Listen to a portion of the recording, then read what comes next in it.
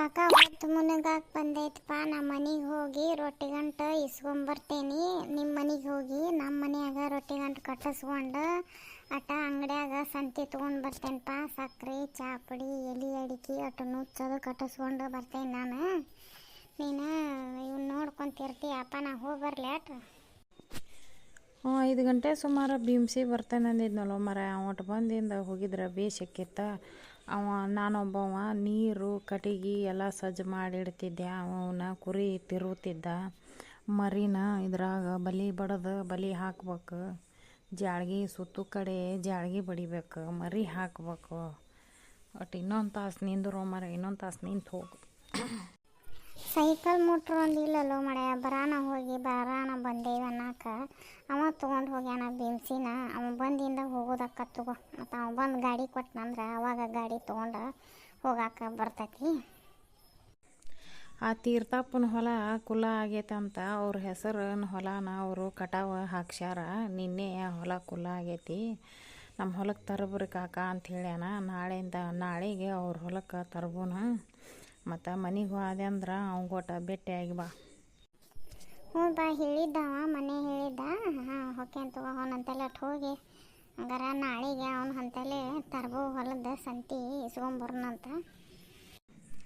ಅವ್ನು ಹೆಬ್ಬಾಳೆ ಅವಂಗೆ ಕಟ್ಗಗೆ ಬಾ ಅಂತ ಹೇಳಿದ್ದೆ ಮಾರಾಯ. ಅವ ಬಂದ್ರೆ ಒಂದು ದಿವ್ಸ ಮರಿ ಕೊಡ್ಬೇಕಂತ ಮಾಡೀನಿ. ಇದ್ರಾಗ ಈ ಹಾಲು ಮರಿ ಅದಾವಲ್ಲ ಕೊಟ್ಟು ಅದನ್ನು ಒಟ್ಟು ಇವಕ್ಕೆ ಕುರಿಗಳಿಗೆ ಔಷಧಿನ ಅದು ತರ್ಬೇಕು.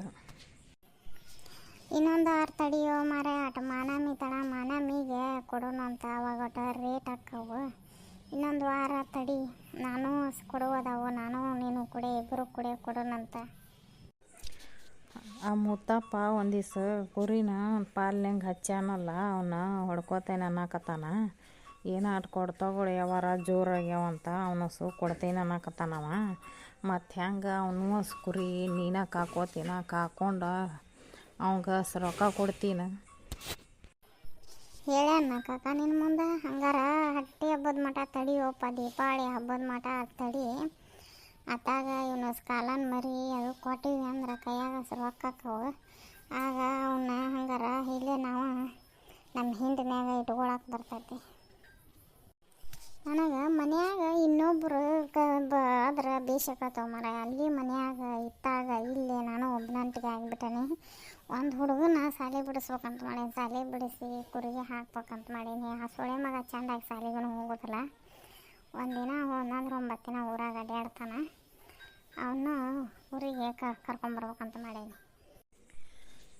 ಇನ್ನೊಂದು ದಿನ ಹೋಲ್ ತಡಿ. ಈಗೇನು ಮಾಡೋಕೆ ಬೇಡ. ಒಂದು 10ನೇ ಮಠ ಹೋಲಿ. ಒಂದು 10ನೇ ಮಠ ಹಾನಂದ್ರೆ ಒಂದು ದಾರಿ ಕತಿ ಅದು ಕೊಟ್ಟು ಓದಾಕ ಬರ್ಯಾಕ ಬರ್ತೈತಿ. ಎಲ್ಲ ವ್ಯವಹಾರ ಜ್ಞಾನ ಬಲ್ಲವಕ್ಕನ. ಅವಾಗ ವಯಸ್ಸು ಬಲಿತೈತಿ ಹಾಕೊಂತ. ಈಗೇನು ಮಾಡೋಕೆ ಬೇಡ.